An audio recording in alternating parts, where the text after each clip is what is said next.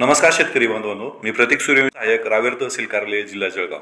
शेतकरी बांधवांनो, 2025-26 मध्ये मुख्यमंत्री शाश्वत कृषी सिंचन योजनेअंतर्गत ज्या ज्या शेतकऱ्यांनी वैयक्तिक शेततळे घेतलेले आहेत त्या शेतकऱ्यांचा निधी वितरित करण्यासाठी संदर्भात एक जी आर आलेला आहे. आपण पाहू शकता, महाराष्ट्र शासनाचा जो काही कृषी, पशुसंवर्धन आणि दुग्ध व्यवसाय विकास व मत्स्य व्यवसाय विभाग या विभागांतर्गत दिनांक 15 डिसेंबर 2025 रोजी हा जी आर निर्गमित केलेला असून या जी आर मध्ये त्यांनी असं सांगितलेलं आहे की मुख्यमंत्री शाश्वत कृषी सिंचन योजना या योजनेअंतर्गत ज्या ज्या शेतकऱ्यांनी वैयक्तिक शेततळे या योजनेचा फायदा घेतलेला आहे त्यांच्या निधी वितरणाकरता 15 कोटी इतका निधी उपलब्ध करून देण्यात आलेला आहे.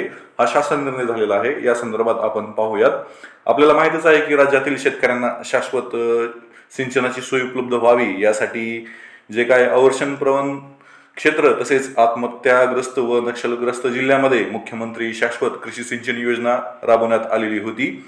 त्या अनुषंगाने ज्या ज्या शेतकऱ्यांनी या योजनेअंतर्गत फायदा घेतलेला आहे त्या सर्व शेतकऱ्यांना आता शासन निर्णयानुसार 2025-26 या वर्षाकरिता वैयक्तिक शेततळे या घटकाकरिता 15 कोटी इतका निधी उपलब्ध करून देण्यात आलेला आहे.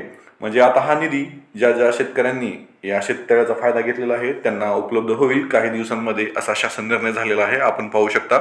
आणि निवड झालेल्या लाभार्थ्यांना जे काय अनुदान आहे ते महाडीबीटी प्रणालीद्वारे करावी आणि लाभार्थ्यांनी आधार संलग्न खात्यावर अनुदानाची रक्कम सार्वजनिक वित्तीय व्यवस्थापन प्रणालीद्वारे जमा करावी आणि अदा केल्यानंतर लाभार्थ्यांच्या नावासहित सविस्तर प्रमाण तपशील शासनाला सादर करावा अशा या जी आर मध्ये सांगण्यात आलेलं आहे. म्हणजेच लवकरच हा निधी सर्व शेतकऱ्यांच्या खात्यामध्ये वर्ग केला जाईल आणि याची जबाबदारी जी काय आहे ते कृषी आयुक्तालय आणि नियंत्रक अधिकारी सहाय्यक संचालक कृषी आयुक्तालय यांना जे काय आहरण व संवितरण अधिकारी म्हणून घोषित करण्यात आलेला आहे. अशा प्रकारे जे काय अवर्षणग्रस्त भागातील शेतकरी आहेत, नक्षलग्रस्त भागातील शेतकरी आहेत त्या शेतकऱ्यांना शेततळ्यासाठी उपलब्ध निधी झालेला आहे आणि या सर्व शेतकऱ्यांना शेततळ्याचा जो काय अनुदानाचा निधी आहे तो लवकरच उपलब्ध करून दिले. अशाच प्रकारचे शेती संदर्भातील नवीन अपडेट पाहण्यासाठी तुम्ही माझं चॅनल नक्की सबस्क्राईब करा अशी विनंती करतो. धन्यवाद. जय हिंद, जय महाराष्ट्र.